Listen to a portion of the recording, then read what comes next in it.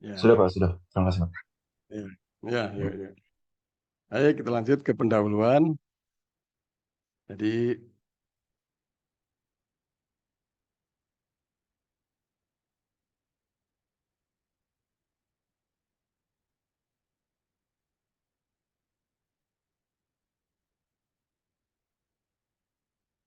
ah, ya, pentingnya pengelolaan air tanaman. Ini air merupakan salah satu input pertanian yang harus pertama direncanakan. Jadi kalau kalian ingin melakukan budidaya tanaman, maka pertama-tama yang harus kalian rencanakan adalah air, pengelolaan air untuk tanaman. Karena air merupakan input yang tidak bisa tergantikan. Air H2O tidak bisa diganti dengan yang lain. Untuk irigasi itu ya air H2O, tidak bisa air yang lain. Sedangkan input-input pertanian yang lain itu mudah bisa digantikan. Seperti kalau bahan tanaman ingin menanam padi varietas A, tidak ada bisa ganti varietas B. Kemudian tidak ada tanaman padi bisa nanam bahan tanaman dari jagung. Itu ya.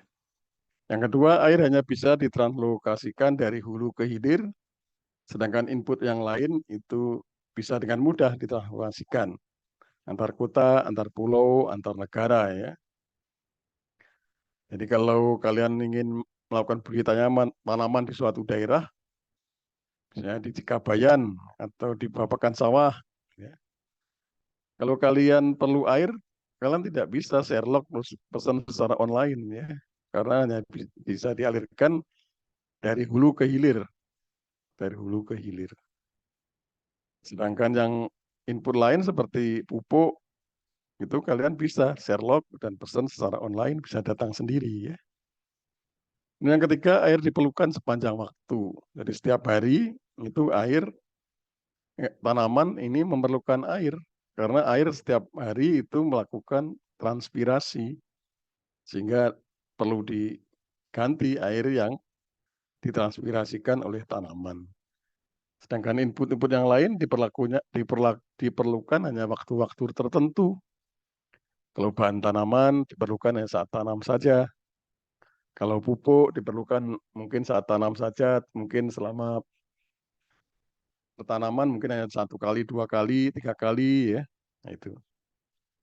Kemudian yang keempat, air harus dikelola bersama dari hulu ke hilir hingga ada prinsip one watershed, one management. Satu daerah aliran sungai itu satu dalam satu pengelolaan.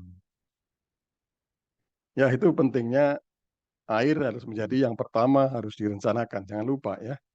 Nanti pada saat tugas akhir, kalian kan tugas akhirnya skripsi, harus penelitian, harus nanam ya. Pertama-tama itu harus direncanakan airnya pakai sumber air apa. Sudah yakin akan tersedia air dari saat tanam sampai panen.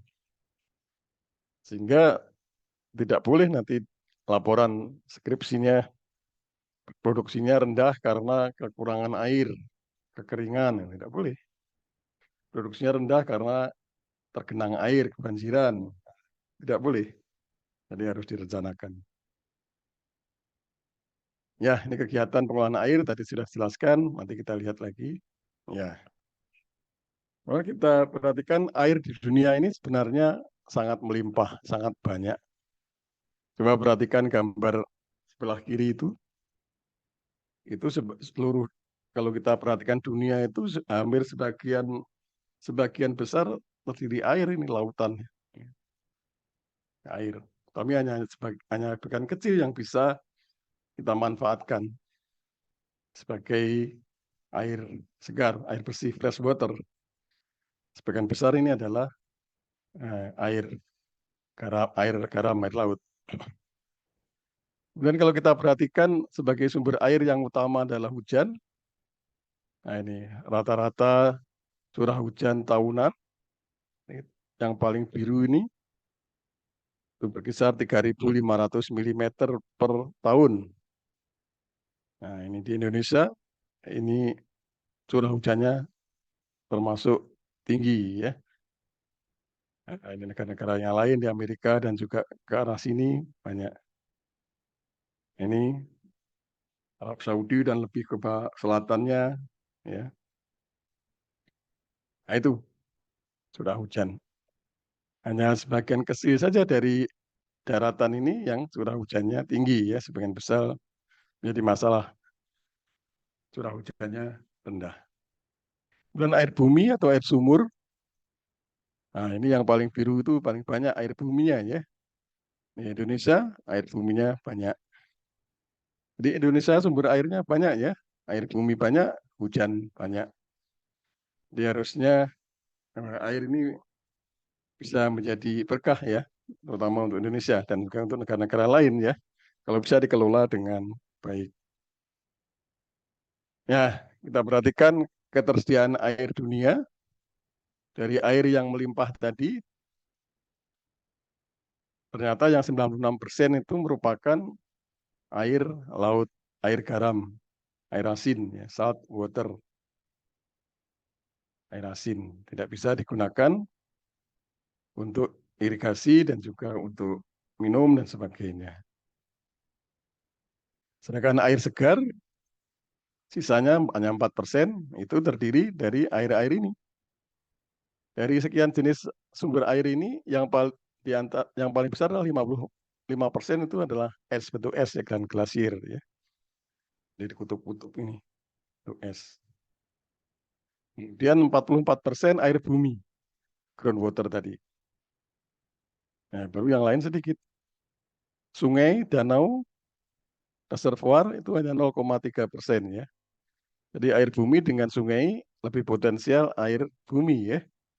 Air bumi kan, air sungai yang kalian sering lihat itu kelihatannya banyak, tapi masih lebih banyak air bumi yang tidak terlihat di dalam bumi, air bumi, groundwater, air sumur, ya. Kemudian 0,07% soil moisture itu air yang terikat oleh partikel tanah atau kelembapan tanah. 0,02% atmospheric water, yaitu air yang ada di atmosfer dalam bentuk uap air. Nah, ini untuk negara-negara Israel sana sudah mengembangkan pemanenan uap air, ya. Ini karena di sana semua sumber air rendah, ya, uap air dipanen, ya. Kalau di kita air hujannya banyak, ya. Jadi kita pemanenan air hujan itu akan lebih mudah. Snow, salju 0,07%, dan kemudian air yang terkandung di dalam tanaman itu 0,05%, ya. Ya, ini kalau ditanya di soal ujian harus bisa, ya, di antara ini yang terbanyak yang mana. Nah, ya. Walaupun ini terlihat sungai, kalau yang terlihat kalian lihat sepertinya banyak, tapi lebih banyak groundwater, ya. Ya, kemudian kita lanjut siklus air. Siklus air ini sejak SD, SMP, SMA, S1, sekarang ini, ya, belajar air masih kita mulai dengan siklus air. Nanti S2, S3 kalau kalian belajar air lagi juga mesti dimulai dari siklus air, ya. Karena ini sangat penting untuk berbagai hal.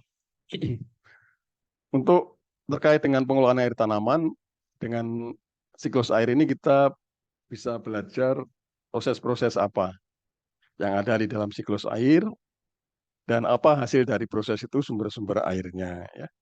Siklus air ini sangat rumit, sehingga bisa kita sederhanakan dalam bentuk model siklus air. Proses-proses apa saja yang terjadi dalam siklus air? Pertama, proses presipitasi, itu menghasilkan sumber air hujan, P, presipitasi. Kemudian proses infiltrasi, itu menghasilkan sumber air moisture atau air tanah, kita menyebutnya air tanah atau kelembapan tanah, ya, soil moisture, singkat M.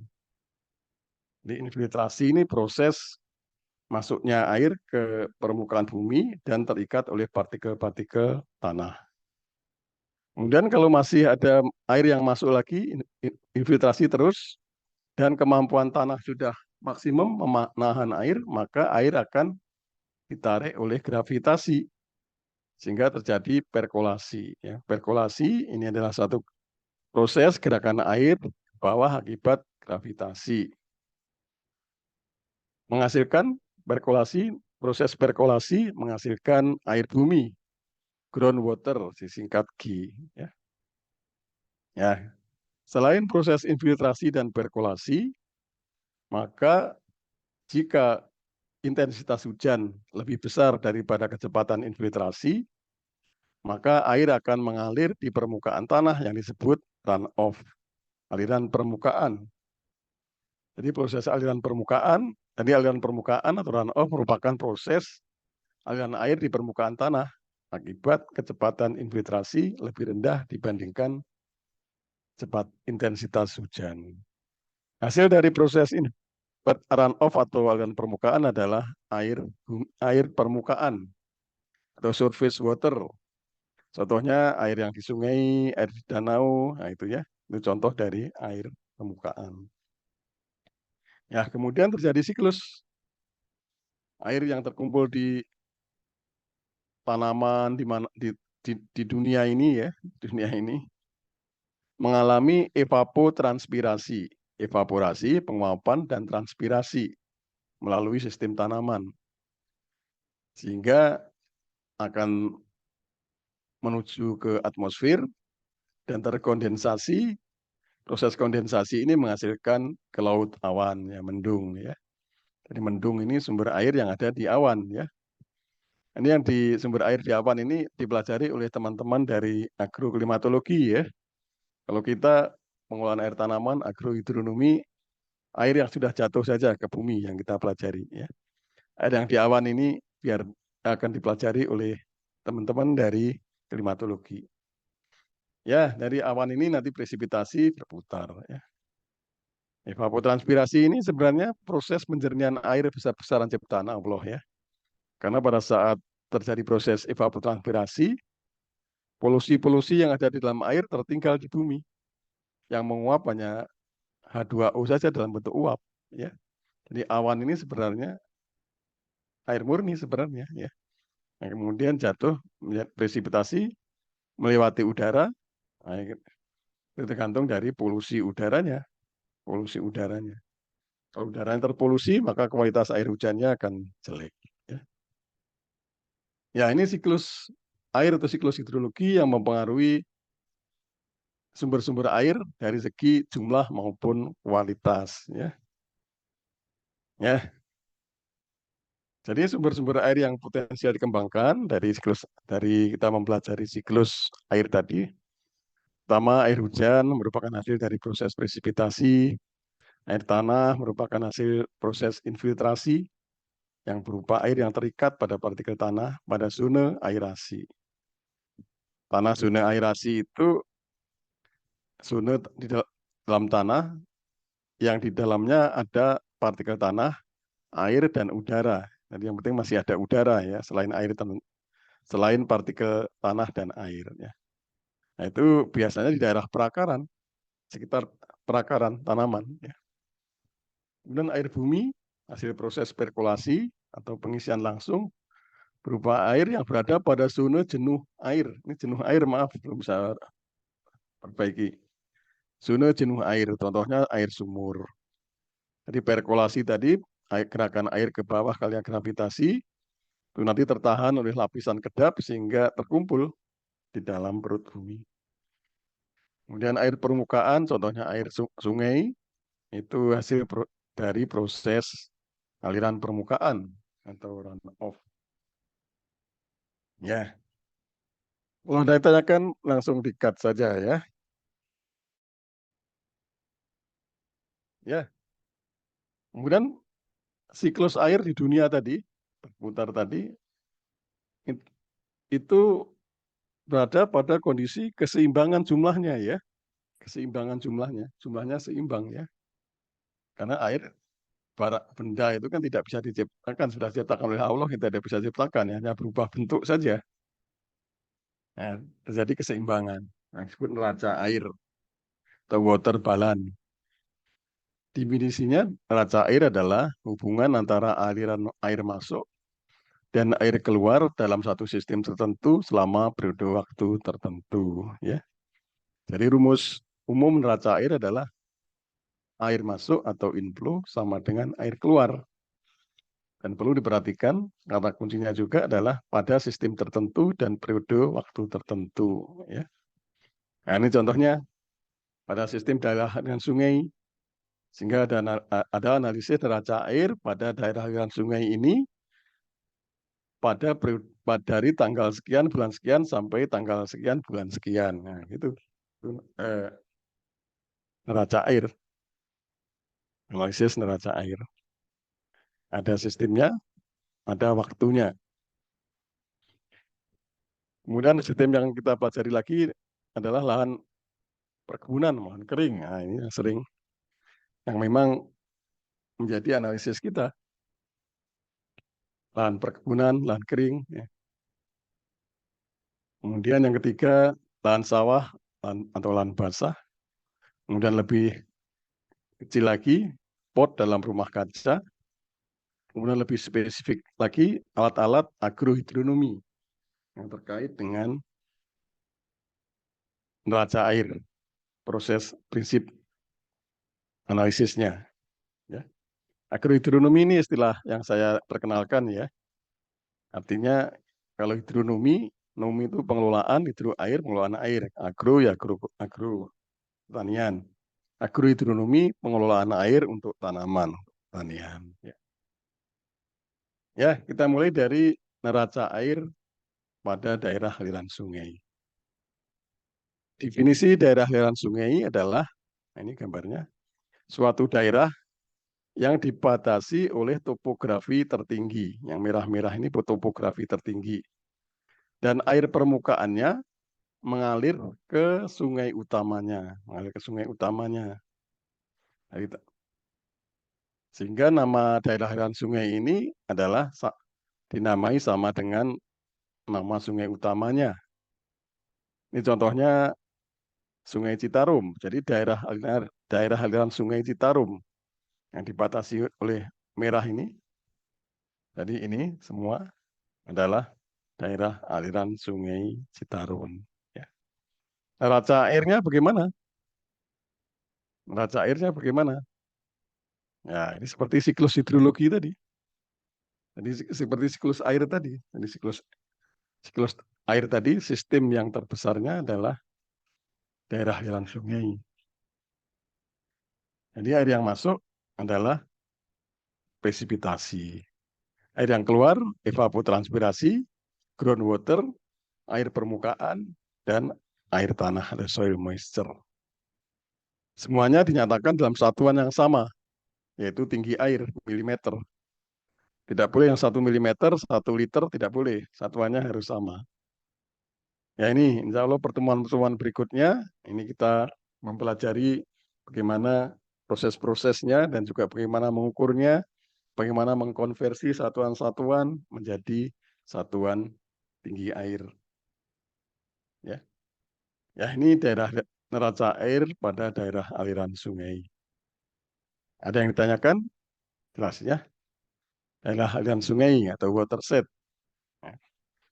Nah ini kalau ada anak-anak sungai, berarti daerah yang airnya mengalir ke anak sungai namanya subdas.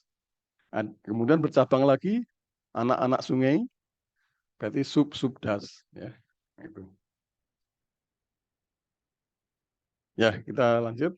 Neraca air pada daerah perkebunan adalah lahan kering. Lahan kering adalah suatu lahan di mana kadar air tanahnya tidak lebih dari kapasitas lapang. Ya, nanti kita bahas kapasitas lapang itu apa. Ya, sistemnya daerah perkebunannya harus kita batasi dulu. Misalnya gambar ini batasnya. Petanya gambar ini bisa dibatasi lebih kecil lagi. Ini saja, ya, atau ini saja, ya. Jadi bisa dianalisis neraca air pada daerah perkebunan blok sekian, ya, dari tanggal sekian sampai tanggal sekian tahun sekian. Nah ini misalnya ini sistemnya. Neraca airnya inflow sama dengan outflow. Air masuk sama dengan air keluar. Ya, air apa saja yang masuk ke lahan ini? Pertama presipitasi, yang kedua irigasi, kemudian yang ketiga air aliran samping yang masuk. Nah, dan yang lainnya apa? Ya, coba. Nah, sebentar.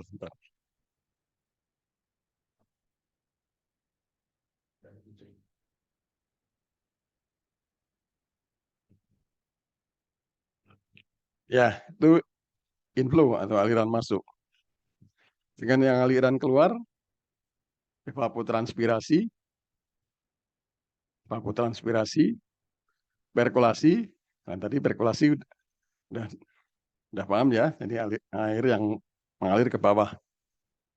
Aliran samping yang keluar dari lahan. Ini aliran samping yang keluar dari lahan. Ya. Dan kelembapan tanah. Kelembapan tanah. Ini yang harus dianalisis. Semuanya ini. Baru kita bisa melihat air ini lebih banyak ada di mana. Apakah si moisture, apakah di air yang keluar, apakah aliran samping, maaf ini perlu ditambah yang outflow-nya, perlu ditambah aliran permukaan yang keluar ya. Jadi titik-titiknya ini, yang ini bisa juga aliran permukaan yang masuk ya, aliran permukaan yang masuk. Ini aliran permukaan yang keluar ya. Di aliran permukaan yang masuk di sini juga bisa. Sedangkan aliran permukaan yang keluar itu dari sini ke sana ke sungai ya. Nah, itu ya. Titik-titik ini maksudnya masih ada lagi. Ya, kondisional. Ya, silahkan ditanyakan, silahkan ya. Lanjut, neraca air pada lahan sawah. Ya, ini sawah. Neraca airnya sama inflow sama dengan outflow. Yang masuk ke sawah itu presipitasi, irigasi, dan juga masih ada lagi. Silahkan kalau ada lagi misalnya kebocoran dari luar sawah ke masuk sawah boleh. Bukan bocor kalau itu namanya ya. Sipit aliran masuk. Bocor ya, bocor tapi masuk ke sawah. Sama dengan evapotranspirasi, keluar evapotranspirasi, perkolasi, aliran samping yang masuk ke sawah, dan perubahan kelembapan tanah atau perubahan tinggi air di sawah. Perubahan tinggi air di sawah. Ya, ini neraca air di sawah. Semua satuannya milimeter ya. Saya sampaikan. Ya, ya ini ya. Jadi harus kalian batasi sawahnya apakah satu petakan atau satu hamparan yang luas ini dari ujung sini ya, sampai dari rumah-rumah sini sampai muter. Nah, terserah analisisnya.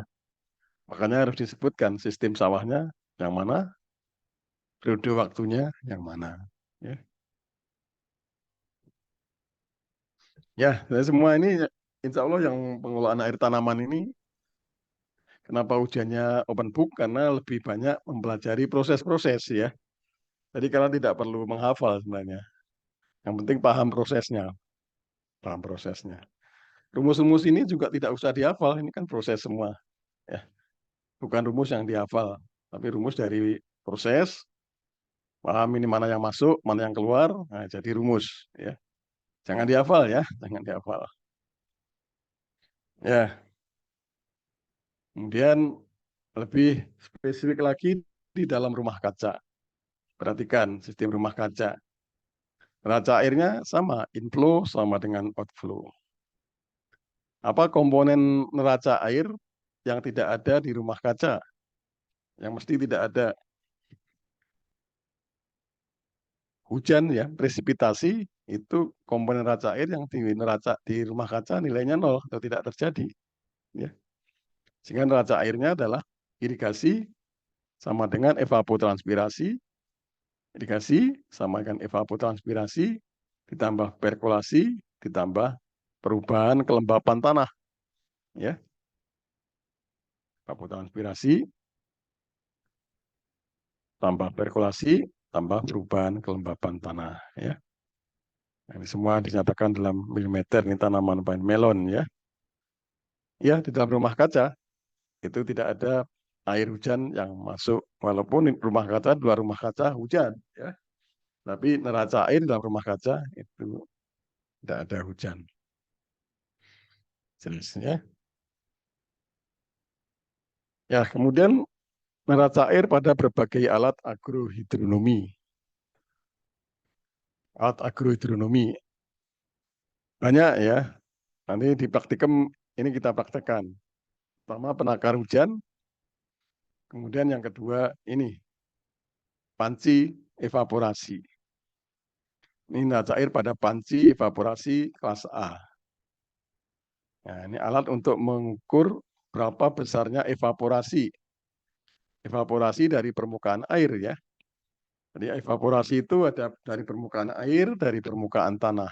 Ini evaporasi dari permukaan air. Ya, neraca airnya bagaimana? Sama, inflow sama dengan outflow ya. Inflow-nya, nah ini panci, inflow-nya hanya hujan saja. Ini tidak boleh ada irigasi dan tidak boleh ada air dari luar dari samping yang masuk ya. Maka ini dipasang pada ketinggian tertentu ya. Tingginya ini tertentu ya. Kalau ternyata di situ banyak sering tergenang air ya ini ganjilnya itu harus lebih ditinggikan sehingga air yang banjir, air limpahan tidak boleh masuk ke sini. Kalau masuk ya kacau pengukurannya, kita tidak tahu berapa besar yang masuk ya. Nah, presipitasi kita tahu, misalnya kita ukur dengan penakar hujan, outflow-nya, evaporasi, dan perubahan tinggi air.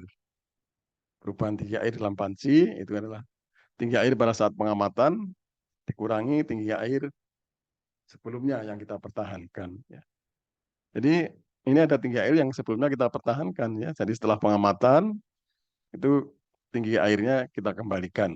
Itu kalau kita pakai sistem yang manual, customize manual ya. Ya, nanti kalian eksplorasi lagi tipe-tipe panci untuk mengukur evaporasi ya. Ada panci kelas A, ukurannya bagaimana itu nanti kita pelajari lagi. Panci kelas US, kelas tipe Amerika, panci tipe customize itu yang banyak di jurnal-jurnal ya, jurnal-jurnal penelitian itu tipe customize. Kita pakai tipe customize yang kita buat sendiri ya dari drum. Ya, ini ya untuk mengukur evaporasi. Ini penting ya, evaporasi ini diukur karena ini digunakan untuk menghitung kebutuhan air tanaman, untuk menghitung evapotranspirasi. Jadi evapotranspirasi tanaman itu mengukurnya sulit, ya, tapi bisa dihitung, istilahnya bisa diduga. Diduga itu bukan kira-kira, tapi diduga. Ada metodenya ya. Dihitung berdasarkan evaporasi panci. Faktor-faktor yang mempengaruhi evaporasi panci evaporasi ini antara lain apa? Jangan dihafal ya. Harus tahu proses dari evaporasi. Proses evaporasi itu kan dari perubahan dari cair menjadi uap ya. Untuk berubah itu perlu apa? Pertama perlu energi ya. Kalau kalian memasak air itu kan memanasi air kan menambahkan energi ya. Berapa watt aja kalau kalian pakai kompor listrik ya. Nah, itu energi. Ya kalau di lapangan energinya dari matahari ciptaan Allah energinya ya. Jadi intensitas cahaya, semakin besar intensitas cahaya, maka semakin besar evaporasi. Semakin lama matahari bersinar, semakin besar evaporasi. Kemudian energinya apa lagi? Kecepatan angin. Kecepatan angin. Angin itu akan membawa uap air yang menguap ini ke tempat lain ya sehingga uap air tidak terkumpul di sini. Semakin besar kecepatan angin, maka evaporasi semakin besar. Apalagi udara ini mengandung uap air yang disebut kelembapan udara. Semakin besar kelembapan udara, uap air terkumpul di sini, maka gerakan uap air dari panci ke atas terhambat ya. Jadi semakin besar kelembapan udara, uap air di sini, maka evaporasi panci semakin kecil ya. Ya, itu salah beberapa yang mempengaruhi evaporasi panci ya. Ya, mau ditanyakan, nah saja ya. Baik, ini ruang lingkup dari agrohidronomi atau pengelolaan air tanaman. Pendahuluan ini akan menjelaskan highlight dari agrohidronomi ya.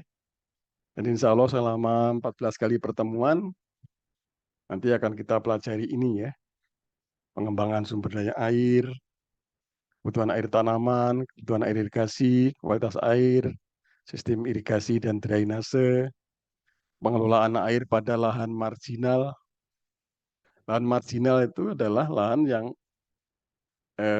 potensialnya kesuburan apa itu? Lahan marginal itu adalah suatu lahan di mana produktivitasnya masih bisa kita tingkatkan, ya, masih kita bisa perbaiki, produktivitasnya masih bisa kita perbaiki. Seperti lahan daerah pasang surut, itu masalah airnya, seperti selain pasang dan surut itu kan sering tergenang air di situ, ya. Gimana memperbaikinya? Kemudian kualitas air yang salin, juga bagaimana cara memperbaikinya? Lahan kekeringan, ya tentu dengan irigasi. Genangan, lahan-lahan banjir, gimana? Kualitas air, acid water, itu yang banyak, black water, air yang dengan pH yang sangat rendah. Nah, ini pengelolaan airnya bagaimana dan juga respon tanamannya bagaimana ya. Ini sudah mulai mempelajari fisiologi ya, fisiologi tanaman yang terkait dengan air, fisiologi tanaman yang terkait dengan air.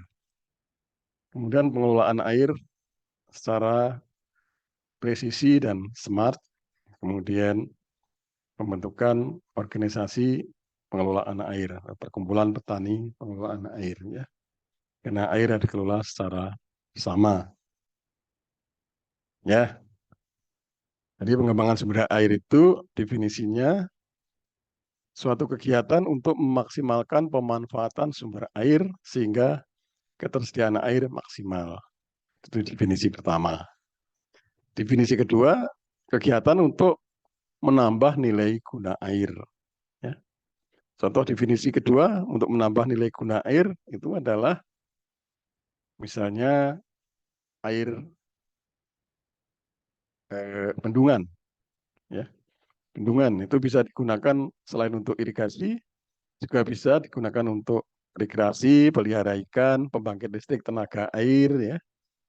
Itu merupakan menambah nilai guna air, ya. Jadi kalau dari kreasi di situ menambah nilai guna air. Ya. Ya, itu yang definisi kedua. Definisi pertamanya contohnya ini.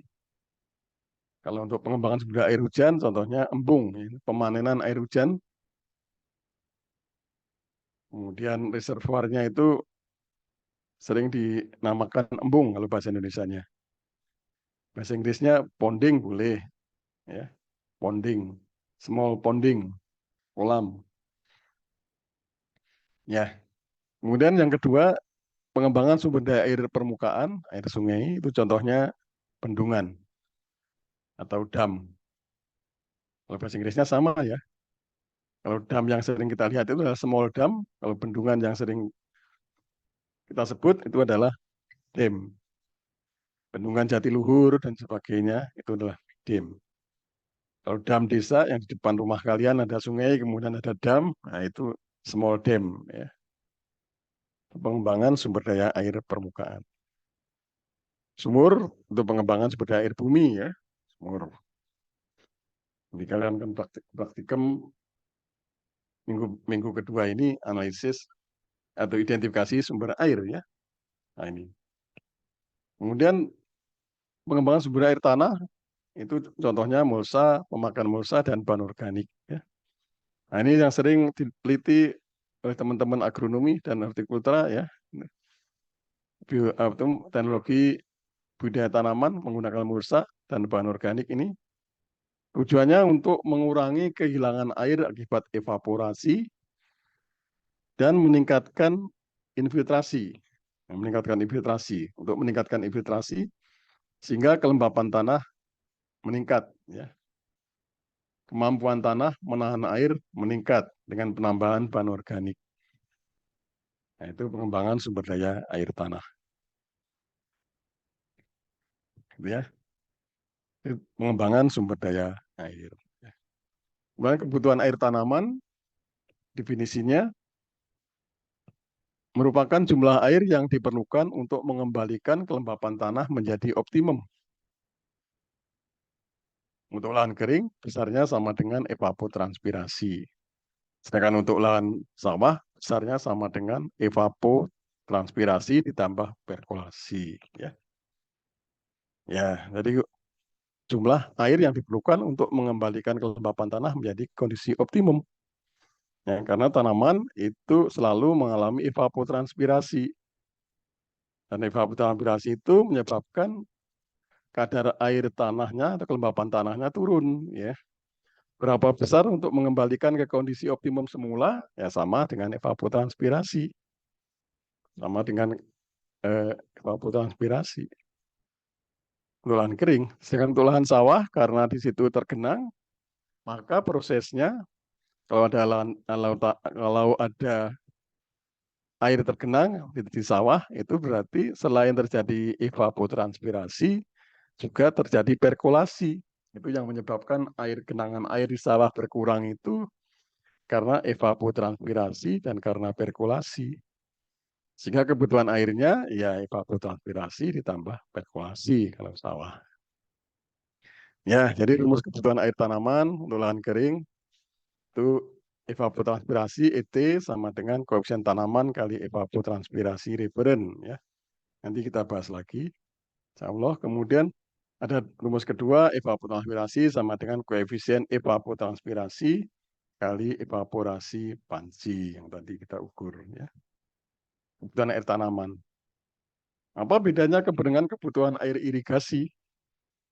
Ya, kebutuhan air irigasi adalah volume air yang diperlukan untuk memenuhi kebutuhan air tanaman. Ya, tadi untuk memenuhi kebutuhan air tanaman selain dari curah hujan dan aliran air masuk ke lahan secara alami.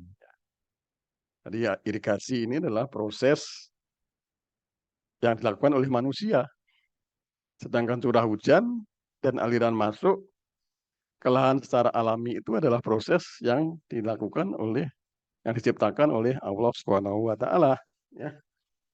Jadi irigasi itu oleh manusia, ya. Jadi volume air yang diperlukan untuk memenuhi kebutuhan air selain curah hujan dan aliran masuk ke lahan secara alami. Di rumusnya, dari definisi itu kita bisa buat rumus. Rumusnya adalah kebutuhan air irigasi sama dengan kebutuhan air tanaman dikurangi presipitasi, dikurangi aliran masuk secara alami, dikurangi groundwater yang airnya secara kapiler naik ke daerah pelakaran. Ya. Nah, ini termasuk aliran masuk ke lahan secara alami, groundwater dan SI. Ini ya. Nah, biasanya SI dan groundwater yang kapiler ini sering kita eh,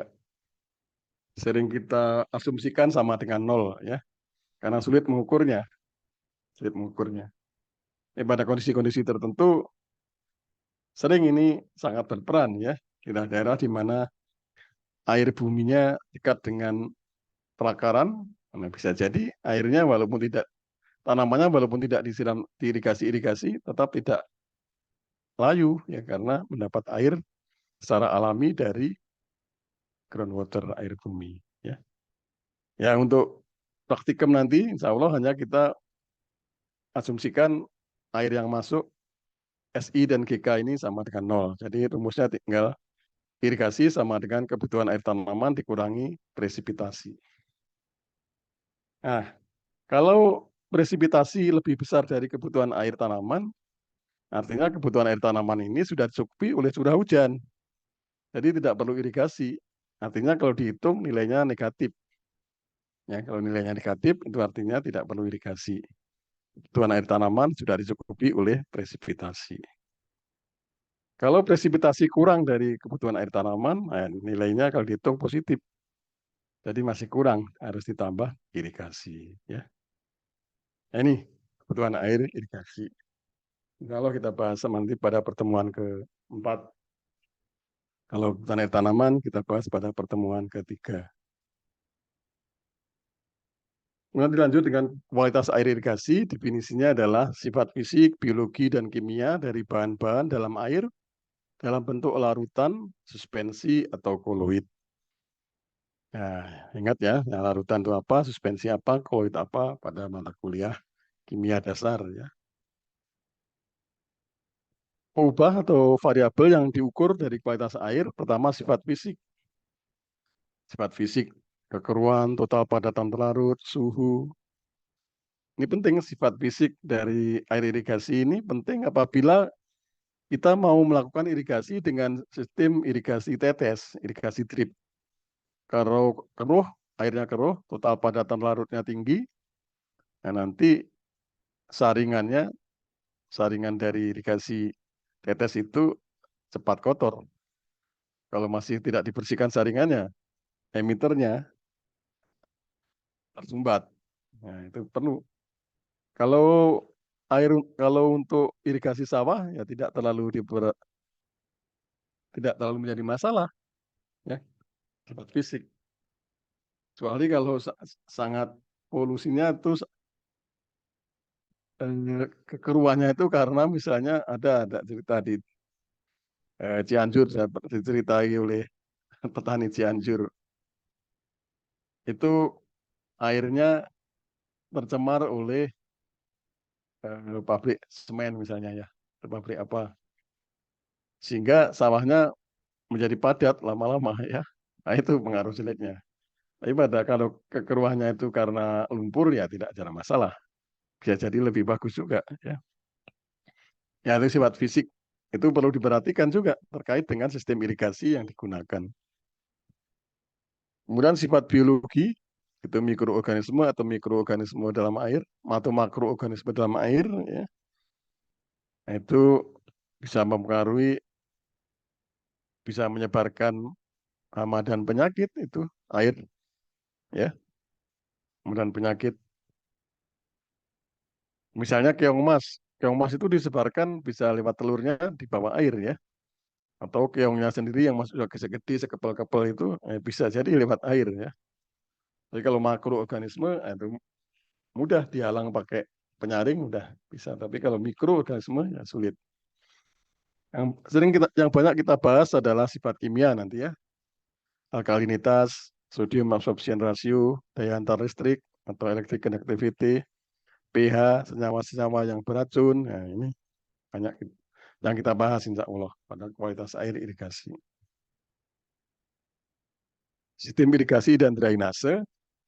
Nah, sistem irigasi, kalau tadi kebutuhan air irigasi, sekarang sistem irigasi itu adalah suatu proses mengalirkan air dari sumber air ke daerah perakaran untuk memenuhi kebutuhan air tanaman.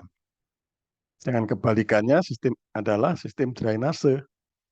Itu merupakan proses untuk mengurangi kelebihan air dari daerah perakaran sehingga mencapai kelembapan tanah yang optimum. Drainase dan irigasi dan drainase.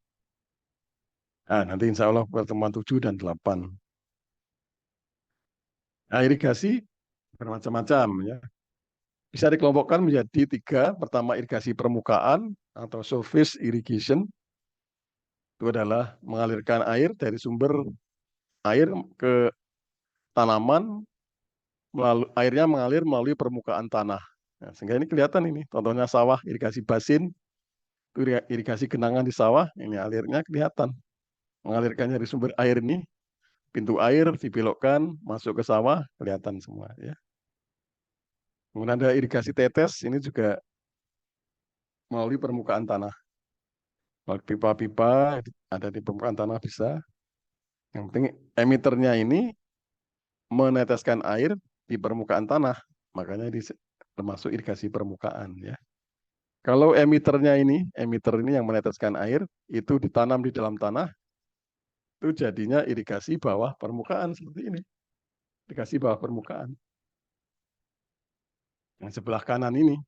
Nah, kalau emiternya ditaruh di bawah permukaan. Ya.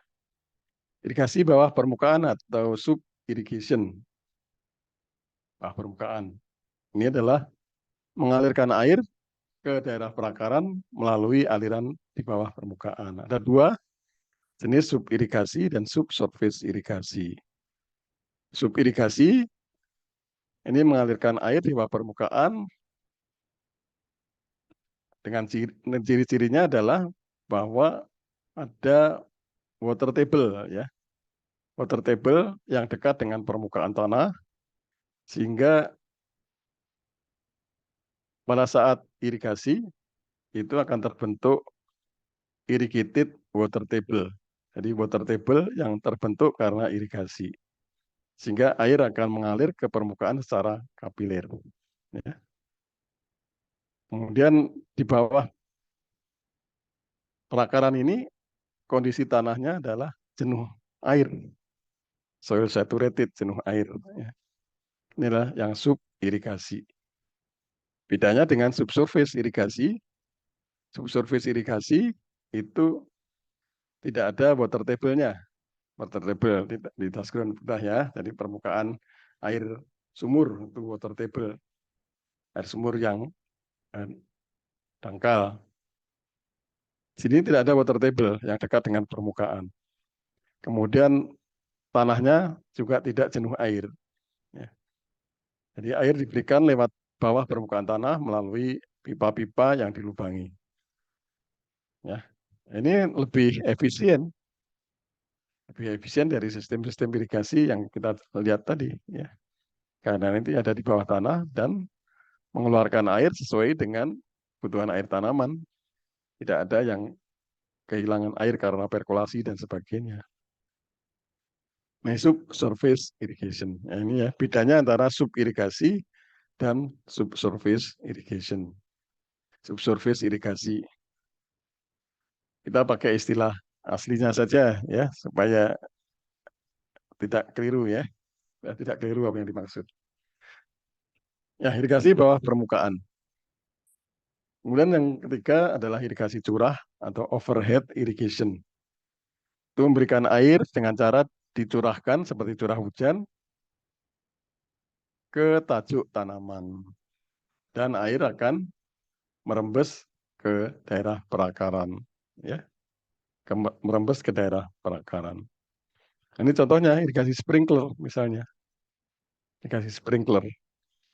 Ini yang single sprinkler yang besar, ini yang boom sprinkler.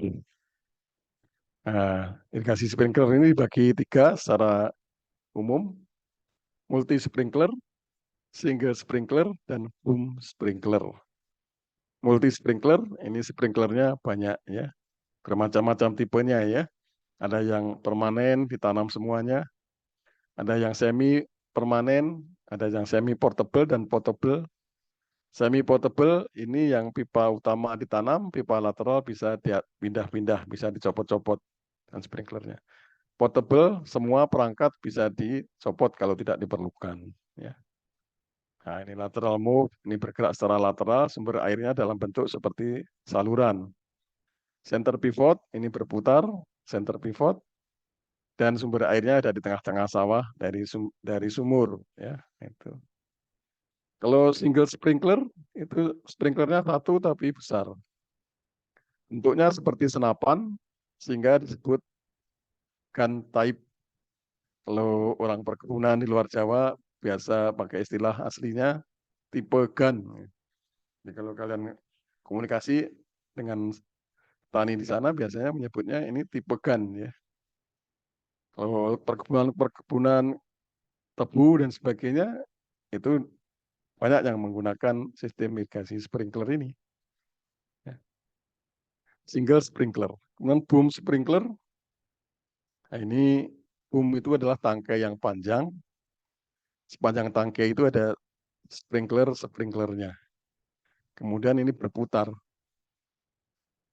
Nah, dan sumber airnya bisa dari sumur yang dibuat di tengah lahan atau disedot dari sumber air. Ini boom sprinkler ya. Ya, kemudian irigasi curah yang sederhana apa? Gembor ya. Kalau kalian irigasi pakai gembor atau water can bahasa istilahnya, itu juga irigasi curah sekelompok dengan sprinkler.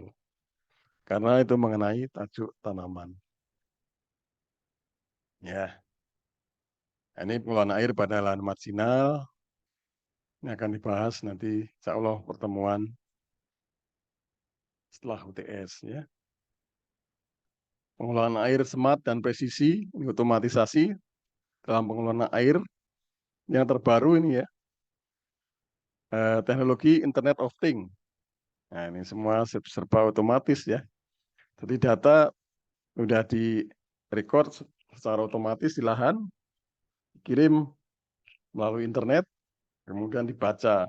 Ya, seperti kalau kalian lagi kuliah ini aja ya.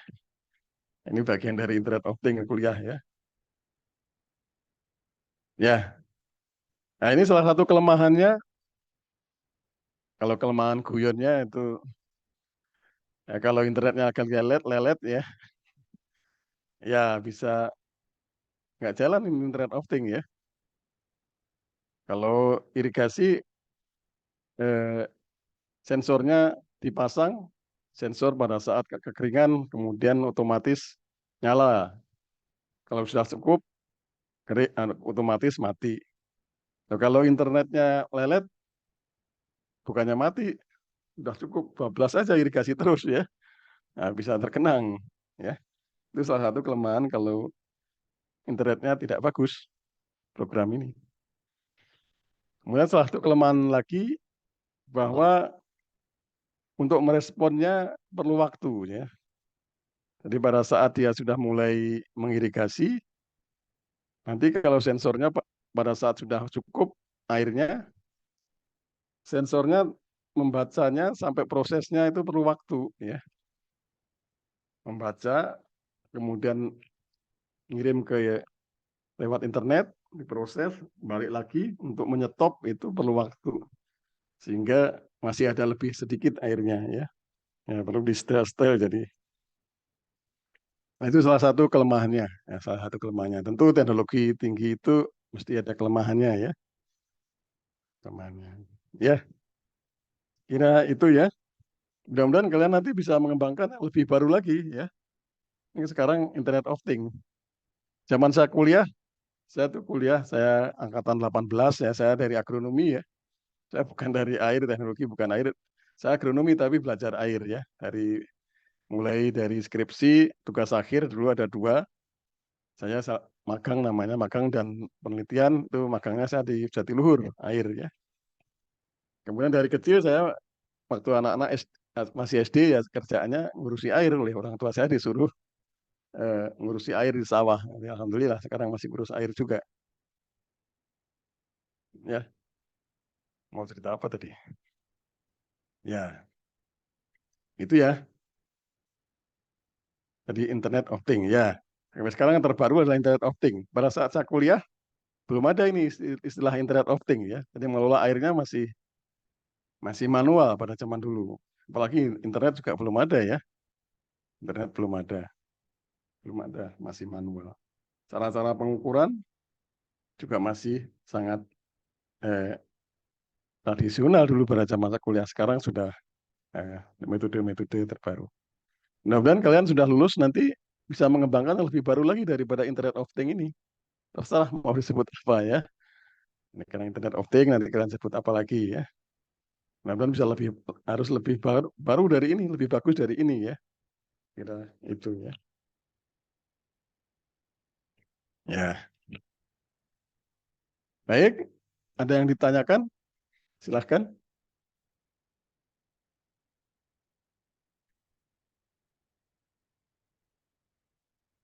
Yang tadi merekord, coba ada program untuk merubah itu ya, suara menjadi tag ya. Coba kalau bisa coba dirubah menjadi tag sehingga menjadi bahan kuliah, nanti kirim ke saya. Saya editnya mungkin ada kesalahan-kesalahan karena kadang-kadang tidak terlalu jelas kalau dari kata-kata menjadi teks. Ya, Iya Pak, tapi ya setahu ada saya yang itu ditanyakan? untuk yang Gimana? video itu buat bahasa Indonesia belum terlalu bagus Pak. Oh ya, oh tadi kan saya bahasa Indonesia. Iya, Apa harus bahasa Inggris? Yang itu, yang program itu harus bahasa Inggris ya? iya Pak. Yang pro- yang program merubah itu harus bahasa Inggris tagnya ya. Kalau bahasa Indonesia jadi agak kacau Pak. Bahasa Indonesia itu ada, saya pernah lihat pakai dicontohkan itu Pak Yulio itu pakai bahasa ngomong bahasa Indonesia terus jadi tag bisa itu. Tapi coba aja. Ya, ya nggak apa-apa. Ya, silahkan ingin bertanya kalau ada. Kalau tidak ada, insya Allah kita lanjutkan minggu depan. Terima kasih. Assalamualaikum warahmatullahi wabarakatuh. Salam. Pak, sebentar Pak. Buat Bagaimana? enroll itu ada tidak Pak untuk patan Bagaimana? Bagaimana? Buat untuk apa? LMS-nya? Apakah ada Pak untuk pengelolaan air ini Pak? Untuk apa? Saya nggak LMS. jelas kata-katanya. LMS. Iya Pak. Oh ya, saya tidak menaruh di LMS ya. Dari saya naruh di ini saja. Karena belum ada yang ngurus. Karena banyak dosen yang nggak paham juga dengan menaruh di LMS. Dulu pernah diajari nggak bisa-bisa ya. Ya, jadi mudah-mudahan tidak terhambat dengan lewat grup aja bahan-bahannya. Iya. Mungkin nanti kalau boleh Ya, minta ya. PowerPoint-nya Pak. Bahannya sudah saya share ya. Oh iya, baik Pak. Eh, Sudah. Nah, silahkan, yang ada lagi bertanya. Baik, kalau tidak ada, insya Allah kita lanjut minggu depan. Terima kasih. Assalamualaikum warahmatullahi wabarakatuh. Waalaikumsalam. Waalaikumsalam warahmatullahi wabarakatuh. Terima Waalaikumsalam. kasih banyak, Pak. Terima kasih, Pak. Yuk, sama-sama. Ya.